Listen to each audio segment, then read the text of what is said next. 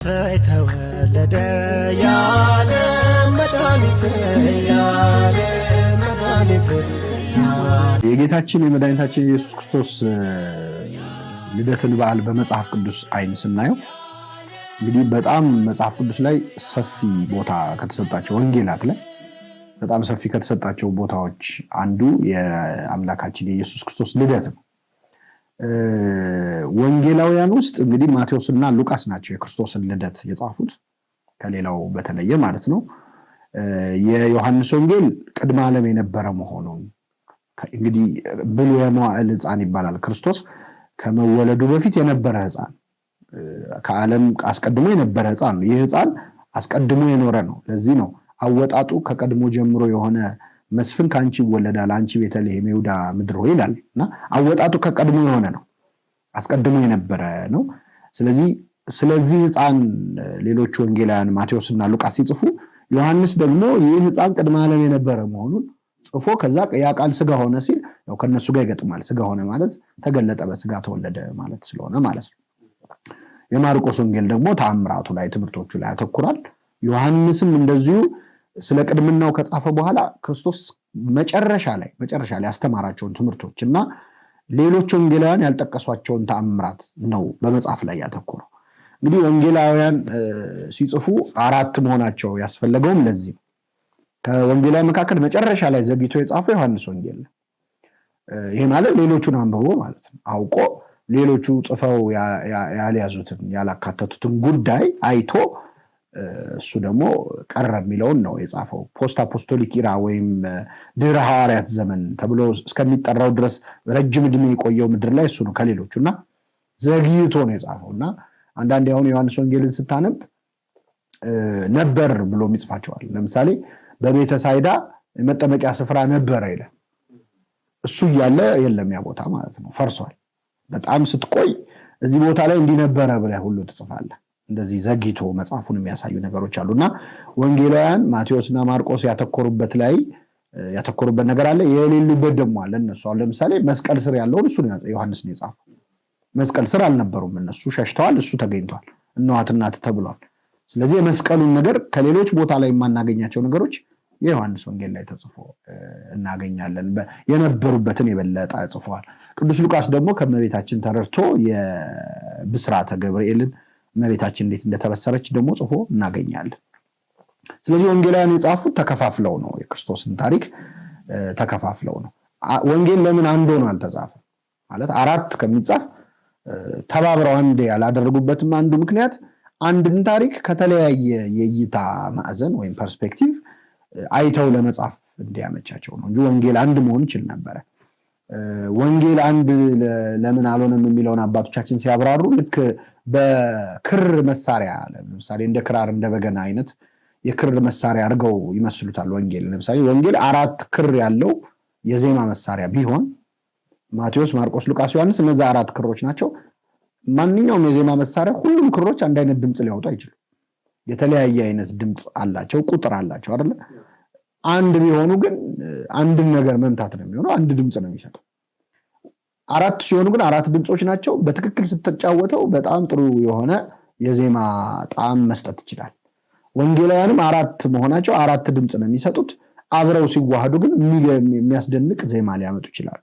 ግን ደግሞ ክራሩን ወይም መሳሪያውን ደግሞ መጫወት የሚችል ሰው ነው መጫወት ያለበት። ወንጌልንም በትክክል ማብራራት፣ መተርጎም፣ መረዳት የሚችል ሰው ከተረጎመው እነዛን አራት ክሮች በትክክል እየተጫወታቸው ነው ማለት ነው።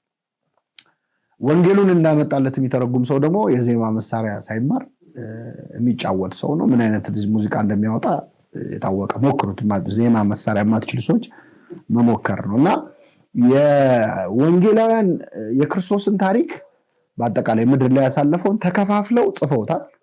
ለዚህ ነው ወንጌላውያን አራቱም ከልደቱ ከብስራት ተነስተው እስከ እርገቱ ይደርሳሉ እና የክርስቶስን ታሪክ በአራት ወንጌላት ውስጥ ተካቶ በአራት ጸሐፍት ተጽፎ እናገኘዋለን ማለት ነው። እና በአርባዕቱ እንስሳ ወይም በኪሩቤል ይመሰላሉ ወንጌላውያን ማቴዎስ፣ ማርቆስ፣ ሉቃስ፣ ዮሐንስ በአራቱ እንስሳ በእግዚአብሔርን ዙፋን በሚሸከሙ ጸወርተ መንበር ተብለው በሚጠሩ በኪሩቤል ይመሰላሉ። ገጸ ሰብ፣ ገጸ አንበሳ፣ ገጸ ላህምና ገጸ ንስር የአንደኛው ሰው መልክ የሰው መልክ ነው፣ አንደኛው የላም ነው፣ የሌላኛው የአንበሳ ነው፣ የመጨረሻው ደግሞ የንስር ነው ይባላል። ይሄ ታሪክ ያው ማብራሪያ ያለው ወንጌላውያኑ በእነዚህ በአራቱ መመሰላቸው ግን የክርስቶስን የሕይወት ታሪክ በእነሱ እንዴት እንደተጻፈም ለማየት ይቻላል። እንደ ሰው እንደ ላም እንደ አንበሳና እንደ ንስር ነው። ክርስቶስም እንደዚህ ነው የኖረው። ምድር ላይ የኖረውን ሕይወት ስታየው እንደ ሰው ሆነ፣ እንደ ሰው ተወለደ፣ ተገለጠ በምድር ላይ፣ እንደ ሰው ተመላለሰ ማለት ነው። እንደ ላም መስዋዕት ሆኖ ቀረበ፣ ለዓለም ሁሉ ኃጢአት እንደ ላም መስዋዕት ሆኖ ቀረበ። እንደ አንበሳ ደግሞ ተነሳ ከሞት። ከመ አንበሳ ተንሣእከ እምክቡድ ንዋምከ ከመ ገብተትከ ይታፈሩ ወይሰሩ ኩሎሙ ጸላእትከ እንላለን። በ27 መድኃኔዓለም ዕለት ሴብ ጸጋ ከስንል ከመ አንበሳ ተንሣእከ እምክቡድ ንዋምከ። አንበሳ የሚለየው የአንበሳ መገለጫው እንቅልፍ ይወስደዋል። በጣም ለረጅም እንቅልፍ ይነሳ። የተነሳ ቀን ግን ኃይሉን አድሶ ነው የሚነሳው እና ከከባድ እንቅልፍህ ከሞት ማለት ነው። ክርስቶስን እኮ ነው ደራሲው የሚለው ከመ አንበሳ ተንሣእከ እምክቡድ ንዋምከ ከመ ገብተትከ እንደ ባሪያ ዝቅ ብለህ ከተኛኸው ከከባዱ እንቅልፍህ እንደ አንበሳ ተነሳ። ይታፈሩ ወይሰሩ ኩሎሙ ጸላእትከ ጠላቶቹ ሁሉ አጋንንት ይፈሩ ይዋረዱ ብለን እናዜማለን። ስለዚህ ክርስቶስ እንደ ሰው በምድር ተመላለሰ፣ እንደ ላም መስዋዕት ሆኖ ቀረበ፣ እንደ አንበሳ ተነሳ፣ እንደ ንስር ወደ ሰማይ አረገ ማለት ነው። ስለዚህ የወንጌላውያን አጻጻፍ ይሄ ነው። የክርስቶስ ልደት በተመለከተ ወንጌላውያኑ በተለያየ መልኩ ጽፈውታል። የማቴዎስ ወንጌልና የሉቃስ ወንጌል የክርስቶስን የዘር ሐረግ ዘርዝረው እንደዚሁም ደግሞ በመጨረሻ ከድንግል ማርያም የመወለዱን ልደት ደግሞ በተለያየ መልኩ ጽፈውታል። የማቴዎስ ወንጌል የሰባ ሰገልን 2 ዓመት ከሞላው በኋላ በተለይ ከተወለደ በኋላ በተለይ 2 ዓመት ሲሞላው ነው ሰባ ሰገል። ብዙ ሰው ያው ፖስት ካርድ ምናምን ስለሆነ ወንጌልን ከፖስት ካርድ እየተረዳን ሰባ ሰገል ጌታ የተወለደ ሌሊት የመጡ ይመስለናል። ግን አይደለም፣ በ2 ዓመቱ ነው የደረሱት።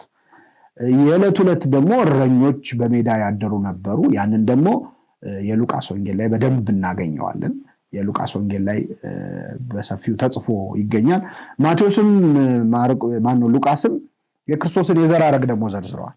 የማቴዎስ ወንጌል የአብርሃም ልጅ የዳዊት ልጅ የኢየሱስ ክርስቶስ የትውልድ መጽሐፍ ብሎ አብርሃም ይስሐቅን ወለደ፣ ይስሐቅ ያዕቆብን ወለደ ብሎ ከአብርሃም ተነስቶ እስከ ክርስቶስ ድረስ የተነሱ አባቶችን በመዘርዘር የዘር ሐረጉን እስከ ክርስቶስ ይደርሳል። ከላይ ተነስቶ ወደ ታች ማለት ነው።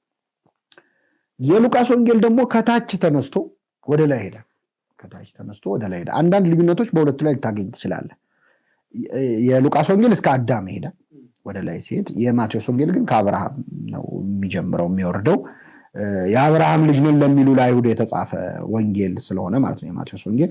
የሉቃስ ወንጌል ደግሞ ከታች ተነስቶ ወደ አዳም ሄዳል። አንዳንድ ቦታ የዘር ሐረጉ ላይ እዛ ላይ ተጠቀሰ እዚህ ላይ ይጠቀስ ትችላለህ፣ ልታገኝ ትችላለህ። ይሄ ግን የወንጌላት ትብብር ወይም ሃርሞኒ ኦፍ ዘ ጎስፕል የሚባለውን ያጠኑ የቤተክርስቲያን አበው እንደሚያስረዱን ለምሳሌ በዋርሳ የተቆጠረ የዘር ሐረግ ልታገኝ ትችላለህ።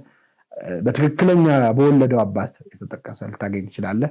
በግራ በቀኝ ብሎ ግን ዞሮ ሁለቱም የዘር ሐረጉን ጠቅሰዋል። የማቴዎስ ወንጌል ከላይ ወደ ታች ነው የሚወርደው። የአምላክን ሰው መሆን የአምላክን ርደት ከሰማይ ወደ ምድር በትሕትና መውረዱን በሚያሳይ መልኩ ከላይ ወደ ታች የክርስቶስን የዘር ሐረግ ይጠቅሳል።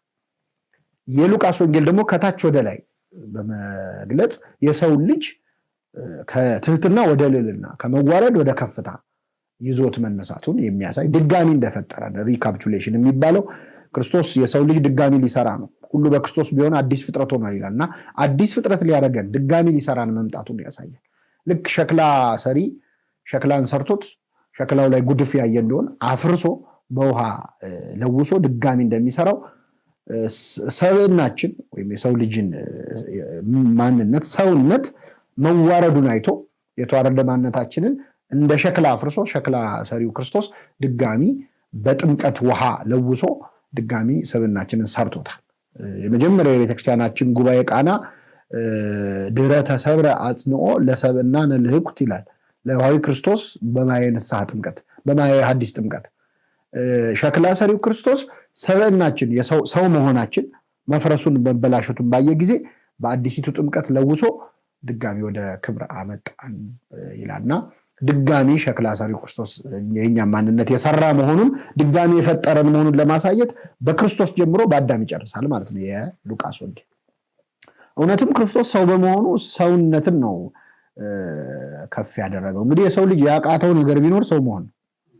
ሰው ምን አቃተው ቢባል ሰው መሆን ነው። ሰው ሆነን ተፈጠርን፣ ግን ሰው ሆነን መቀጠል አልቻልንም። ሰው ክቡር ሆኖ ሳለ አያውቅም እንደሚጠፉ እንስሳት መሰለ እንደተባለ ብርሃንን ለብሶ የተፈጠረ የሰው ልጅ ጥቂት ቆይተ መጽሐፍ ቅዱስን ስታነበው ቁርበት ለብሶ ታገኘዋል፣ ቅጠል ለብሶ ታገኘዋል። መጀመሪያ ቅጠል መልበሱ የሚረግጣቸውን እንስሳት እጽዋት የሚገለገልባቸውን እጽዋት ልብስ አድርጎ መጠጊያው አድርጎ መታየት ለሰው ውርደት ነው። ከዛ ደግሞ እንስሳት መስሉ ከእንስሳት ልብስ ተዋሳ የሰው ልጅ ብርሃንን ለብሶ የተፈጠረ የሰው ልጅ እና ሰው ያቃተው ነገር ቢኖር ሰው መሆን ነው።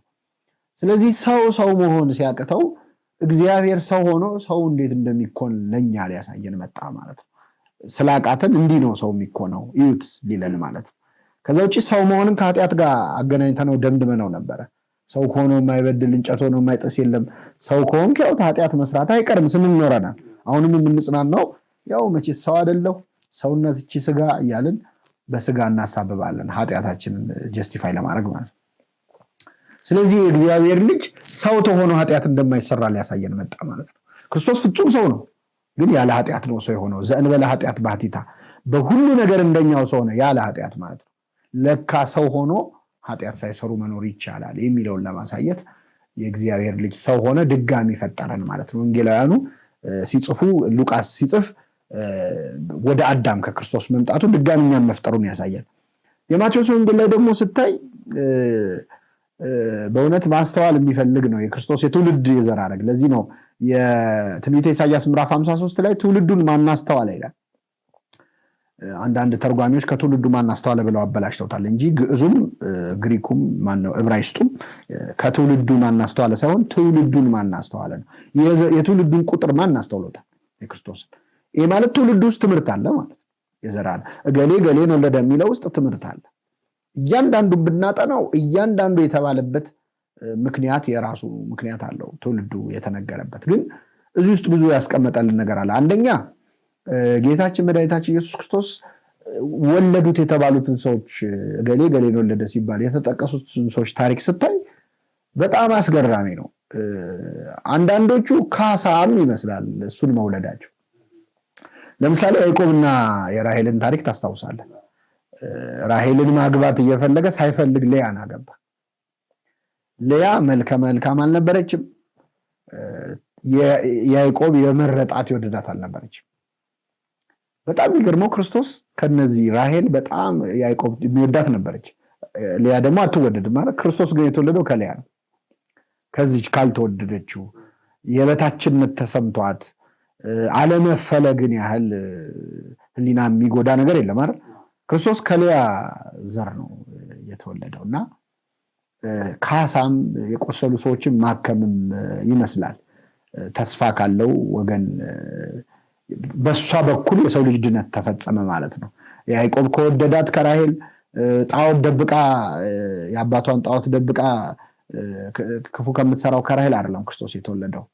መልከ ጥፉ ናት ተብላ ከተናቀችው ከሌያ መወለዱ አንዱ የሚገርም ነገር ነው የዘር ሐረግ ውስጥ። ሌላው የዘር ሐረግ ውስጥ የተዘረዘሩ ሰዎች ጻድቃን ብቻ፣ ንጹሐን ብቻ፣ ቅዱሳን ብቻ አይደሉም፣ የክርስቶስ አያቶች ማለት ነው። አስገራሚ ነገር አለ። ቅዱስ ኤፍሬም ሴቶች እዚህ ወንጌል ላይ የተጻፉ 4 ሴቶች አሉ የዘር ሐረግ ሲዘረዘ። አንደኛዋ ራሔል ነች፣ ማነች? ሩት ነች። ሁለተኛ ረአብ ነች ወይም ራኬብ ምንላት። ሶስተኛዋ ቤርሳቤህ ነች። አራተኛዋ ትዕማር ነች። አሁን መጽሐፍ ቅዱስ ላይ ከምናውቃቸው ሴቶች እዚህ የዘር ሐረግ ውስጥ ሊገቡ ስማቸው ሊጠቀስ የሚችሉ ሌሎች አሉ። ለምሳሌ አብርሃም ይስሐቅን ወለደ ሲል አብርሃም ከሳራ ማለት ይችላል። አብርሃምና ሳራ ታውቃለህ አብረው ነው የሚጠሩት። የክርስቶስ የዘር ሐረግ ላይ ግን ሳራ አልተጠቀሰችም። ሳራ ሳትጠቀስ እንግዲህ ተመልከተ፣ ዝና ያላቸው ትልቅ ክብር ያላቸው ሳይጠቀሱ 4 ሴቶች ተጠቅሰዋል። ከ4ቱ ሴቶች 2ቱ አህዛብ ናቸው። ሩትና ረዓም ማለት ነው፣ ከአህዛብ ወገን ናቸው። ራኬብ ማነች ደግሞ ትዕማርና ቤርሳቤ ደግሞ እስራኤላውያን ናቸው። የ4ቱ ሴቶች ታሪክ ስታየው የሚያመሳስላቸው ነገር አለ። ለምሳሌ ከአህዛብ ወገን እንግዲህ ከህዝብም ከአህዛብም ተወልጃለሁ ሲል ነው ክርስቶስ። የክርስቶስ የዘር ሐረግ ውስጥ ከእስራኤል ብቻ አይደለም የተገኘሁት ከአህዛብም ተገኝቻለሁ። ሰው ሆነ ሲባል እስራኤላዊ ሆነ ማለት እንዳይመስለን ከአህዛብም ወገን ከህዝብም ወገን ሆኖ መወለዱን ሊያሳየን ነው የፈለገው። በሌላ መልኩ 2ቱን ሴቶች ለምሳሌ ራሔልና ሩትንና ረዓብን ስታያቸው ወንድን ፍለጋ ሴቶች ሲለማመጡ ነው የምታየው። ሩት እግሩ ስር ወድቃ እባክህ ዋርሳ ሁነኝ ብላ ስትለምነው ነው የምናየው። ራኬብ ወይም ረዓብ ደግሞ ይሁዳን አብሯት እንዲተኛ ልብሷን ቀይራ ሌላ ሰው መስላ ሁሉ አብረው ለመተኛት ስትሞክር። ቅዱስ ኤፍሬም ሶርያዊ እነዚህ ሴቶች ለጊዜው ዘር ለመተካት ብለው ነው ይህንን ነገር ያደረጉት። ግን ጌታ ሆይ ያንተ አያቶች ሊሆኑ ሴቶች ወንዶችን ተለማመጡ ይላል። ምክንያቱም ከነዚህ ወንዶች ባይጸንሱ ኖሮ እነዚህ ሴቶች የክርስቶስ አያቶች ሊሆኑ አይችሉም። ስለዚህ ሩት ለጊዜው ዋርሳ ሆነኝ አግባኝ ብላ ከተኛው ቦዔዝ እግር ስር ወደቀች እንጂ ጌታ ሆይ የሰገደችው ለአንተ ነው ይላል። ያንተ አያት ልትሆን ፈልጋ ነው እና ያንተ አያቶች ሊሆኑ ሴቶች ወንዶችን ተለማመጡ ብሎ ይናገራል። የባለጸጋ ልጆች የነገስታት ልጆችን በድሆች ልጅ በሆነችው በእናት በድንግል ማርያም ቀኑባት። በድሃ ልጅ ቀኑ። የባለጸጋ ልጆች ናቸው፣ የነገስታት ልጆች ናቸው። የሱ አያት የሱ እናት መሆን ክብር ስለሆነ ይህንን አባቶቻችን አስተውለዋል። ሌላው በጣም የሚገርመው ጥሩ ታሪክ ያልነበራቸውም ሰዎች የክርስቶስ አያቶች ሆነው እናገኛለን። ማለት እገሌ ገሌን ወለደ ሲባል ለምሳሌ ዳዊትም ከኦርዮ ሚስት ሰሎሞንን ወለደ ይላል። ዳዊት የሰው ሚስት ቀምቶ ነው የወለደው። እንደውም የኦርዮ ሚስት ተባለች እንጂ ስሙ አልተጠቀሰም። ለምንድን ነው? በዳዊት ኃጢአት ውስጥም እሷም ተሳትፎ ስለነበራት። ለምን? ወዲያው ባሏ ሲሞት የባሌን ገዳይ አላገባም አላለችም፣ አግብተዋለች ተስማምታ። ስለዚህ እሷንም ወንጌሉ አልጠቀሳትም፣ እዚህ ላይ ስሙ እንዲጠቀስ አልተፈቀደላትም። ከኦርዮ ሚስት ሰሎሞንን ወለደ ይላል። ስለዚህ በዝሙት የወለደ ሰው አለ እዚህ ታሪክ ውስጥ። ሌላው ይሁዳም ከትዕማር ፋሬስና ዛራን ወለደ ይላል። ይሁዳም ከትዕማር ማለት ከልጆቹ ሚስት ነው የወለደው። ማለት በጋብቻ ከተዛመድክ በኋላ አንድ አባት የልጁን ሚስት ለሩካቤ ማሰብ ዝሙት ነው፣ አመንዝራነት ነው። እንደውም ከአመንዝራነትም ትንሽ የሚለይ ነው። በዘመዳሞች መካከል የሚፈጸም ዝሙት ነው። ይህ ታሪክ በክርስቶስ የዘር ሐረግ ውስጥ ተቀምጧል። ምን እያለን ነው ጌታ ነው ማለት? አሁን እኛ ብንሆን የዘር ታሪካችንን ስንጽፍ ትንሽ ደስ የማይሉ ታሪኮች እናስወጣለን። አሁን ማን ነው አውቶባዮግራፊ ሲጽፍ እንደዚህ አይነት ነገር አውቶባዮግራፊ ላይ የሚጽፉ? ጥሩ ነገሩን እንጂ የሰራውን ኃጢአት ለንስሐ አባቱ ይናገር ይሆናል እንጂ አይጽፍም። በተለይ ደግሞ የኋላ ታሪክ ከሆነ ሰውም አላቅም እንደ አንተ ጀርባ እንዲህ ያልነበር እንዳይለው ሰው ለመሸፈን ይሞክር። ጌታ ግን በሱ ታሪክ ውስጥ ኃጢአት ሰርተው ያለፉ ሰዎችን ታሪክ ጽፏቸዋል። 2 ነገር ነው እያለ ነው ያለው። አንደኛ የመጣው የዓለምን ቁስል ሊፈውስ። ዓለም ንጽሕት፣ ዓለም እንከን አልባ ብትሆን ኖሮ ኢየሱስ መምጣት እናስፈለገ። የመጣው የቆሰለውን ዓለም ሊያክም ነው። ስለዚህ ጌታ በሱ የዘር ሐረግ ውስጥ ያሉ በዝሙት መውደቆች፣ ኃጢአቶች፣ መካካዶች፣ አንዱን መጥላቶች፣ መገለል፣ አለመፈለግ በሌላ ታሪክ ያልኩ እነዚህን ሁሉ ነገሮች ሊያክም የመጣ ባለመድኃኒት ነው። ባለመድኃኒት ደግሞ ሐኪም እስከሆነ ድረስ በበሽተኞቹ አያፍርም እስከፈወሳቸው ድረስ። የትኛው ሐኪም ነው እስቲ እስከዛሬ ያከምካቸው በሽተኞች በአንተ የዳኑ አንተ መድኃኒት ቀብታቸው የዳኑትን ታርክ ሲባል እኔ አፍርበታለሁ አይልም። ስለዚህ ክርስቶስ ባለመድኃኒት ነው። ይህ ሕፃን መድኃኒት ነው ሆኖ የመጣው። ባለመድኃኒትም አይደለም፣ ራሱ መድኃኒት ነው። ስሙንም ኢየሱስ ሲዋለሽ መድኃኒት፣ ለሕዝብ ሁሉ መድኃኒት። ለሕዝብ ሁሉ ሲባል በሱ ዘመን ላሉት መድኃኒት አለ፣ ከሱ በኋላ ላሉት በሱ የዘር ሐረግ ውስጥ ላሉት አያት ቅድመ አያቶቹ ጭምር የቆሰሉትን ቁስል ሊያክም ነው የመጣው። ስለዚህ የበሽተኞቹን ዝርዝር ነገረንና መድኃኒቱን ነገረን ማለት ነው። አንደኛው እሱ ነው። ሁለተኛ በኋላ ታሪካቸው ምክንያት የሚሰበሩ ሰዎችንም ሊያጽናና ነው ጌታ። ይህን ቪዲዮ ከሚያይ ሰው ውስጥ በወላጆቹ የሚያፈርሰው አለ። በወላጆቹ ታሪክ ውስጥ ለማውራት የሚከብድ ነገር ሰው ቢሰማው እሱን ይንቀኛል፣ ይታዘበኛል ብሎ የሚያፍርበት ታሪክ ያለው ሰው ይኖራል። ያ ብቻ ሳይሆን ወይ በአመንዝራነት የተወለደ ሰው ማህበረሰቡ እንዴት እንደሚንቀው ታውቃለህ። አላቅህም እንዴ አንተ እንደዚህ አንቺ እንደዚህ ብሎ የሚነቅፈው የሚሰድበው ሊሆን ይችላል። የኋላ ዘርህን በመጥቀስ የኋላ ነገርን በመጥቀስ የሚያሸማቅቅ ዓለም ላይ ነው ያለነው አይደለ? ግን ጌታም ይህንን መንገድ አልፎ ለዓለም መድኃኒት ነው። ስለዚህ አምላክ ባትሆንም ግን ከጀርባ ያለ ታሪክ አንተን ዲፋይል ሊያደርግ አይችልም። ያ ያለፈ ታሪክ ነው። ባለፈ ቁስል ለምን ታነክሳለህ? አንተ ባላረከው ነገር ማለት ነው። አንተ ባልመጣበት ነገር የጀርባ ታሪክህ አንተን መልካም ሊያደርግ አይችልም። የጀርባ ታሪክህ አንተን መጥፎ ሊያደርግ አይችልም። አንተን የሚገልጽህ አንተ ያረከውና የምታረገው ነገር ነው። ስለዚህ የሌሎችን የኋላ ታሪክ እያነበብክ የአንተን ታሪክ አታበላሽ።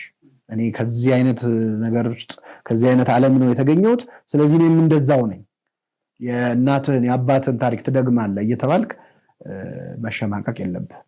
ይህን ከሚያሳዩን ከሚያጽናኑን ነገሮች አንዱ ክርስቶስ እንዲህ በኃጢአት ውስጥ ባለፈ ዓለም ውስጥ መጥቶ መድኃኒት ሆኖ ተወልዶ የሚለውን ያሳየናል ማለት ነው። እንግዲህ ወንጌል ውስጥ የጌታ ልደት ውስጥ በጣም ብዙ የሚያስደስቱ ነገሮች አሉ። ክርስቶስ የተወለደው ቤተልሔም የተወለደበት የዘር ሐረግ ውስጥ ብቻ ሳይሆን ቤተልሔም ራሱ ሌላው የሚያሳፍር ታሪክ ማለት እኔ እኮ ከቤተልሔም ነው የተወለድኩት አያሰኝም። ከቤተልሔም የተወለደ ሰው የተናቀ ሰው። ክርስቶስ የተወለደው ቤተልሔም ነው፣ ያደገው ናዝሬት ነው። ናዝሬትም የተናቀ ከናዝሬት መልካም ነገር ሊወጣ ይችላል የምትባል ነች። ነቢዩ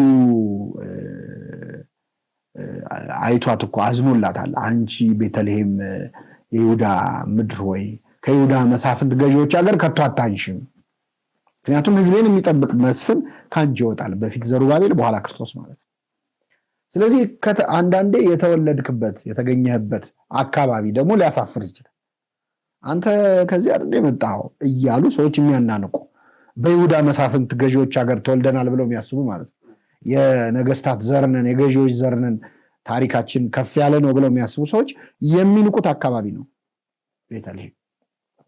ከየትም ብትመጣ የዓለም መድኃኒት መሆን እንደሚቻል ነው ክርስቶስ እያሳየ ያለው። የዓለም መድኃኒት አይደለም የቤተልሔም፣ የዓለም መድኃኒት መሆን እንደሚቻል ከተናቀች አካባቢ ገነት ውስጥም ተወልደው እኮ አዳምና ሔዋን ወድቀዋል። አሁን አዳምና ሔዋን ገነት ውስጥ ነበሩ፣ ግን ኃጢአት ሰርተዋል። ያለበት አካባቢ አንተን አይገልጽም። አብርሃም ከካራን ነው የመጣው፣ ግን ስርወ ሃይማኖት ሆኗል። የአማኞች ሁሉ አባት ሆኗል። ለህዝብም ለአሕዛብም የእምነት ምልክት ሆኗል። አብርሃም ግን ከካራን ነው የመጣው። አላቅህም እንዴ ልትሉ አትችልም። አዎ ታውቀዋለህ፣ ግን የምታውቀው አብርሃም ሌላ አብርሃም ነው የመጣበት ጀርባው። እና ክርስቶስ ከቤተልሔም ተወለደ። የተናቁ ነገሮችን ከፍ የሚያደርግ አምላክ መሆኑን ያሳያል። ስለዚህ እኔ የተናኩኝ ነኝ የተረሳሁ ነኝ ለሚል እንደ ቤተልሔም የተረሳ ህይወት ያለው ሰው አለ። ነቢዩ እያያት ቄጤማ እንትን ወርሷት ጃርት ሲጨፍርባት ሚያያት ቤተልሔምን የተዋረደች የሞተች የተረሳች ሀገር ሆነ አንድ ቀን ትነሻለሽ ብሎ ነው ነቢዩ አንቺ ቤተልሔም የይሁዳ ምድር ሆይ ከይሁዳ መሳፍንት ገዢዎች ሀገር አታንሽም ያላት ማለት። እና ሁላችንም ቤተልሔማዊ ቅጽበት አለን በህይወታችን ውስጥ። የጃርት መጫወቻ የምንሆን የምንረሳበት ጊዜ አለ፣ ተስፋ የምንቆርጥበት ጊዜ አለ ማለት ነው። የምትነሳበት ቀን አለ እያለ ያለው ክርስቶስ ለሁላችንም ነው፣ ለቤተልሔም ብቻ አይደለም ማለት ነው። ስለዚህ ተወልዶ ያነሳት ሀገር ነች። በእኛ ህይወት ውስጥ ክርስቶስ ሲወለድ ደግሞ እንነሳለን ቤተልሔሞች ማለት ነው። ለምንድን ነው ልደቱን የምናከብረው? እኮ ከተወለደ 2000 ዓመት ሆነ። 2016ኛ ነው አሁን የምናከብረው። ለምንድን ነው የምናከብረው? እኔ ህይወት ውስጥ እንዲወለድ ነው ክርስቶስ። እኔ ህይወት ውስጥ ተወልዶ ቤተልሔማዊ ማንነቴን ድጋሚ እንዲያነሳው ነው። አንተ ስለዚህ ለእያንዳንዳችን ነው አንተ ቤተልሔም እያለን ነው። አታንስም፣ ከሌላው አንሳለሁ ብለህ ታስብ ከሆነ አታንስም። ከአንተ የሚነሳ መስፍን አለ። ክርስቶስ ሁላችንም ውስጥ ይነሳ።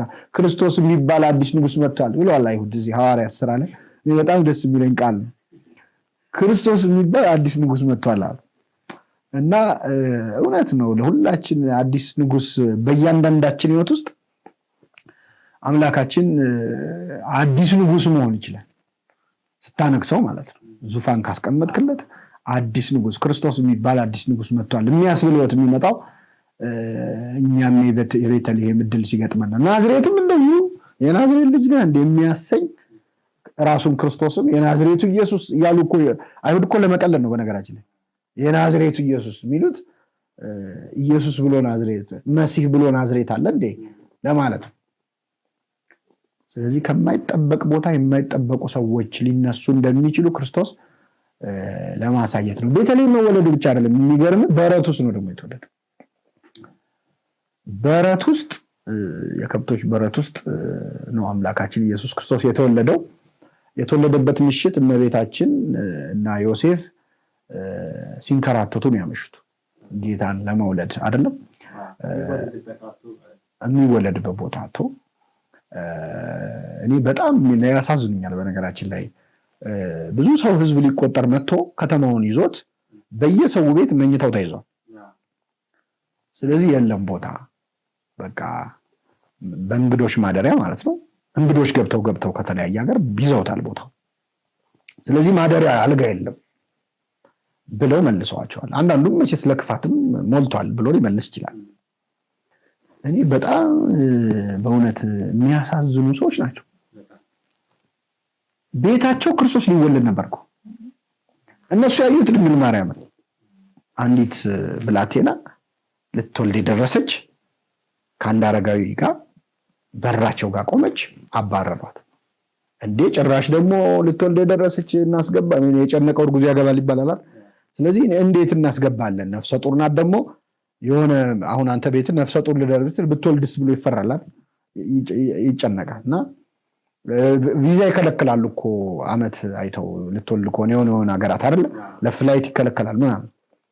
ስለዚህ ምናልባት ከነዛ ሰዎች መካከል እሷን እንግዳ አድርጎ መቀበል የሚያመጣባቸው አንዳች ምቾት ማጣት የሆነ ኢንኮንቪኒየንስ ይኖራል። ስለዚህ መለሷት።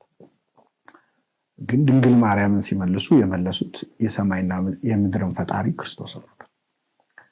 ድንግል ማርያምን አላስገባም ማለት ያለው ጣጣ ልነገር አልችልም። በጣም ከባድ ነው። እሷን መመለስ አብረን የምትመልሰው ነገር አለ። እሷን ተቀብለው ቢሆን ዛሬ እኛ ቤታቸው እየሄድን እንሳለም ነበር፣ የተወለደበት እያልን ሰግድ ነበር አይደለ? በህይወታቸው ብቻ ሳይሆን አለ 2000 ዓመት ሙሉ ቤታቸውን እየሄደ ይስምላቸው ነበር። ትልቅ በረከት ይወርድላቸው ነበር። እሷን መለስም ብለው ነው አይደለ? እግዚአብሔር ነው በራቸው ላይ መጣ። እንግዳውኝ ያልተቀበላችሁኝም የሚለው ከማንም በላይ ድንግል ማርያምን የመለሱ ሰዎች ነው። ይሄ በነገራችን ላይ አሁንም ድረስ ድንግል ማርያምን በር ላይ ደጅ የሚያስጠኑ የልባቸው በር ላይ አላስገባ ያሏት ሰዎች፣ እሷን ያስገቡ ሰዎች ደግሞ እንዳገኙ አይተን ያስገቡ ሰዎች በረቱን ቤተልሔሙን በረቱን ጽርሐ አርያም አደረገለችላቸው። ነግቢ ስትላት እሷን ተከትሎ የሚመጣው ጸጋና በረከት ከአይምሮ በላይ ነው። እረኞችና ሰብአ ሰገል እየመጡ ይዘምሩልሃል ቤትህ ውስጥ ግቢ ብለህ ከከፈትክ ማለት ነው። የመለስካት እንደሆነ የሚያመልጥ በረከት። የቃና ዘገሊላ ሰርገኞች አስገብተው አይደል እንዴ ሰርጉን ታሪክ ያደረጉት? ይኸው 2000 ዓመት ሙሉ ይዘመርላቸዋል። ለምንድን ነው? የኢየሱስና በዚያ ነበረች ይላል። በቃ በእሷ የሚጀምር ታሪክ የሚቀጥለው ክርስቶስ ብሎ ነው። እና ሰዎች የሚቸገሩት እሷን ማስገባት ሲቸገሩ የሚመጣው በረከት ምን እንደሆነ ስላልገባቸው ነው። ለማንኛውም ክርስቶስ በረት ውስጥ ተወለደ። ያው በግ አይደል? በግ የሚወለደው በረት ውስጥ ነው። ሊሰዋ የመጣ በግ አይደል? የዓለምን ኃጢአት የሚያስወግድ የእግዚአብሔር በግ ስለሆነ በጎኜ ቤተ መንግስት አልወለድም ብሎ በረት ውስጥ ተወለደ። በእንስሳት ተከቦ ማለት ነው። እና በዛ በረት ውስጥ የሆነው ነገር በጣም ድንቅ ነው በእውነት። እንስሳት ከበውት በማእከለ ክልኤ እንስሳ ርኢኩከ ይላል ነብዩ። በሁለት እንስሳት መሃል አየው። የሰማይና የምድር ፈጣሪ በእንስሳት መሃል ተኝቶ በጣም ከባድ ነው ለማሰብ ራሱ አይደል? እንስሳት መሃል ተኝቶ። ይሄ ደግሞ የእኛን እንስሳዊ ባህሪ እንደማይጸየፍ ነው እየነገረን ያለው። ሰው ክቡር ሆኖ ሳለ አያውቅም እንደሚጠፉ እንስሳት መሰለ ይላል ነብዩ ዳዊት። እንደሚጠፋ እንስሳ የሆነ አኗኗር እየኖረ ያለውን የሰው ልጅ ከመካከሉ ተገኝቶ ከኛ መሃል ነው የተገኘው። ከእንስሳት ሲባል ከነሱ ንጹሃን ናቸው። አህያ የጌታውን ጋጣ አወቀ፣ እስራኤል ግን አላወቀኝም፣ ህዝቤ ግን አላስተዋለም ይላል። ከእንስሳት የከፋ እንስሳዊ ማንነት ያለው የሰው ልጅ ባህሪ ነውና ከእንስሶች መካከል ተገኘ፣ ከሚሸት በረት ውስጥ ተገኘ። በሚሸት ህይወት ውስጥ ያለን ሰው እንደማይጸየፍ እያሳየን ነው። በረቱ አባ ጊዮርጊስ ዘጋስጫ ደግሞ በረት ተመሰገነ ይላል፣ ቤተልሔም ሰማይ ሆነ ይላል። እንደ አራቱ እንስሳት ዮሴፍና ሰሎሜ ሆኑ፣ እንደ ላምና እንደ ደግሞ አህያና ላም አብረው ሆኑ ይላል እዛና በክርስቶስ ዙሪያ እንስሳት እየዘመሩ እያመሰገኑ ያደሩበት የምስጋና ምሽት ነው እና ስለ ክርስቶስ ልደት መጽሐፍ ቅዱስ ብዙ ነው የሚለው። እጅግ የሚያጽናና የሚያስደስት በእኛ ህይወት ውስጥ ክርስቶስ ድጋሚ እንዲወለድ እንድንጸልይ እንድንለምን የሚያደርግ ቤተክርስቲያን ልደትን የሚያከብር ሰው ወይ ከውን ክብሩ ከመሰብአ ሰገል ክብሩ እንደ ሰብአ ሰገል ክብር ይሆናል። ያኔ እንደተገኙት እንደረኞች ነው የምትሆን። ድጋሚ አሁን የምናከብረው ተወለደ እንላለን። ቆየ እኮ ከተወለደ። አንዳንድ ሰዎች እንደ ተወልዶ ስንት እሱ መች ጠፋን። አንደኛ የክርስቶስ የልጅነት ጊዜ አንዳንድ ሰው ቀጥታ ከመስቀል እንዲጀመር ይፈልጋል። ወንጌል በቃ የሞተል የተሰቀለል እሱ ነው። አዎ እሱ ነው የተሰቀለል፣ ከሱ ጀምሩ መስቀሉ ላይ ፎከስ አድርጉ የሚሉ ሰዎች አዎ ፎከስ እናደርጋለን። ልደቱ እንዴት እንዝለለው? እንዴት እንዝለለው? ሲጀምር ሳይወለድ አይሰቀልም አይደለም? አይ ክርስቶስ መሰቀል ከሆነ ሐሳቡ ለምን እንደ አዳም የ30 ዓመት ሆኖ መጥቶ 3 ዓመት በደንብ አስተምሮ ተሰቅሎ ለምን አያደርግም? ልጅነቱን ምን አመጣው? 30 ዓመት ዝም ብሎ ቁጭ ከሚል ቀስ በቀስ አድጎ 30 ዓመት ቆይቶ ነው የሚለው አይደል? በ30 ዓመት ተጠምቆ ነው አገልግሎት ይጀምራል። ያን ከሚያደርግ ለእግዚአብሔር የሚሳነው የለም አይደል? ለራሱ ሰውነትን ያዘጋጀ ራሱ ነው፣ ማደሪያውን የቀደሰ እሱ ነው ያዘጋጀ። ስለዚህ ለምን በ30 ዓመት አልጀመረም ክርስቶስ? አዳም ዳግማዊ አዳም ለመሆን አይደል ሐሳቡ? ለምን ልጅነቱን አመጣው? ልጅነቱ በጣም ብዙ ነገር ስላለ ነው። በእውነት የኢትዮጵያ ኦርቶዶክስ ተዋሕዶ ቤተክርስቲያን የክርስቶስ ልጅነት ምን ማለት እንደሆነ በጣም የተረዳች ቤተክርስቲያን ነች። ሰው መሆኑን በጣም ታደንቃለች፣ ግን ሕፃን መሆኑ እግዚአብሔር ሕፃን ሆኖ ማየት በጣም እኮ ከባድ ነው። እጃችንን ዘርግተን ምሕረቱን የምንለምነው አምላክ እሱ እጁን ወደኛ ዘርግቶ እርምጃ እንድትመራው እመቤታችንን ሲጠይቅ ከዚህ በላይ ምን አለ? ራቤን ብሎ እናቱን ሲጠይቅ ይሄ የሚታለፍ አይደለም። እንዴት እንለፈው? በእውነት እንዴት እንለፈው? እና የመብላቱ መጠጣቱ መመገቡ ይሄ አይደል እንደ ማህሌታችን መዝሙራችን እፎ ተሴሰየ ሀሊበ ከመ ሕፃናት እፎ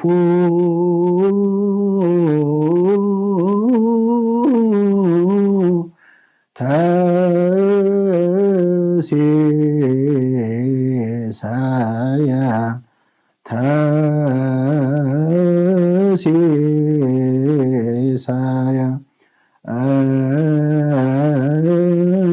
ሀሊበ ከመ ሕፃናት ተሴሰ። እንዴት እንደ ሕፃናት ወተትን ጠጣ? እንዴት እንደ ሕፃናት ተመገበ? በጎል ሰከበ በአጽድቅት ተጠብለለ፣ በበረተኛ በጨርቅ ተጠቀለለ። እንዴት እንደ ሕፃናት ወተት ጠጣ እያልን ነው የምንወረው። እግዚአብሔር ራበኝ ብሎ ከእናቱ ወተት ለምኖ መጠጣቱ እንዴት ምለፈው? በጣም እኮ የሚገርም ነው። ፍጥረቱን የሚመግበው አምላክ ተመገበ፣ ተራበ፣ ተጠማ፣ ተኛ። አስተኛችው፣ ጠቀለለች፣ አለበሰችው። ሜዳውን በአበባ የሚያለብሰውን አምላክ ነው ያለበሰችው አይደል እንዴ? ሰማይን በከዋክብት ያለበሳቸውን አምላክ አለበሰችው። ከዛ አስተኛችው። ማንን? የማይተኛውን አምላክ። የማይተኛውን አምላክ ማስተኛት እንዴት ያለ ነገር ነው! እንዴት እንተወው ይሄን የማይተኛውን አምላክ? ኖላዊ ትጉህ ዘይትነውም የማተኛ አምላክ የተባለውን እንዴት አስተኛችው? ይሄ በጣም ከባድ ነው። በጣም ከባድ ነው። የቅዱስ ኤፍሬም ሶርያዊማ ምን ብለሽ አባበልሽው ይላል ሲያለቅስ። ምን ብለሽ እናቶች ሽሩሩ ብለው ነው ልጅ የሚያስተኙታል። ለለባይ ወይም ሽሩሩ ይሰኛል የቅዱስ ኤፍሬም መዝሙራቱ። እና እንዴት እሱ ደግሞ የሚገርመው የሌሎችን እናቶች ሹሩሩ ተውሰሽ ሹሩሩ ልትይዋችም ልጅሽን ይላል። ምክንያቱም ያንቺ ልጅ አምላክ እና ጌታዬ ያልሽው ይሆን ልጄ ልጄን የምትዩ አምላኬ አምላኬን የምትዩ ፈጣሪ ፈጣሪን የምትዩ ከሌሎች እናቶች እንዳታማክር ፈጣሪን ወልዶ የሚያቅናት አታውቅም። እሷ ብቻ ነች። ደግሞ ልጅ ነች፣ የ15 ዓመት ልጅ ነች። ሰዎች እኮ ድንግል ማርያም ላይ ጨከን ብለው ለመናገር የሚያስቡት አንዱ የ15 ዓመት ልጅ የሆነ ነገር መሆኑን ስለሚረሱ ነው። አንዲት የ15 ዓመት ልጅ ልጅነቷን ሳትጨርስ ነው ልጅ የታቀፈችው፣ ሊያውም አምላክ ደግሞ ለአይምሮ የሚከብድ ነገር ነው እንጇ ላይ ያለው።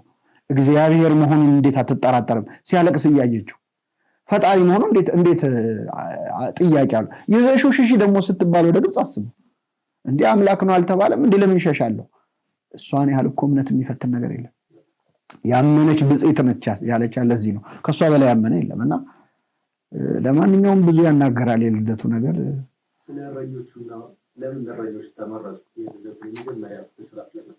ያው እረኛ አይደለ ለእረኛ ያደላል እኮ። የተወለደው በግ ብቻም አይደለም እረኛ ነው። እና በግ ሲወለድም መጀመሪያ ዜና የሚሰማው እረኛ አይደለ?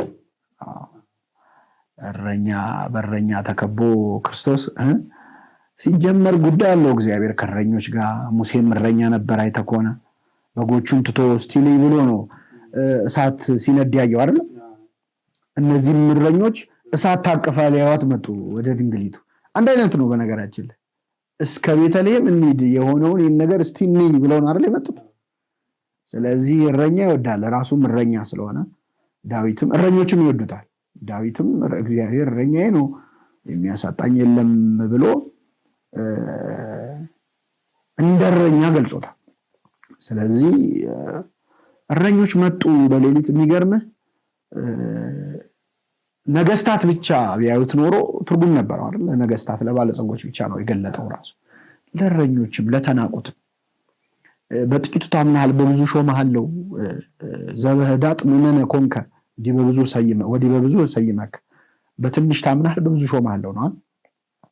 ስለዚህ ብርድ እየመታቸው በግ ሲጠብቁ ያደሩትን እነዛን እረኞች እረኛም በግም ሆነው ደግሞ እንዲያዩት መረጠና ትትናው አንደኛ በተናቀ ቦታ ተወልዶ የተናቁ ሰዎችን ነው ደግሞ የሚጠራው እና እንደ ልደት በነገራችን ላይ የተረሳ የተናቀ ለሆነ ሁሉ ሰው መጽናኛ የሆነ በዓል የለም እና ቢበቃን ይሻላል። የልደቱን በረከት ያሳድርብን።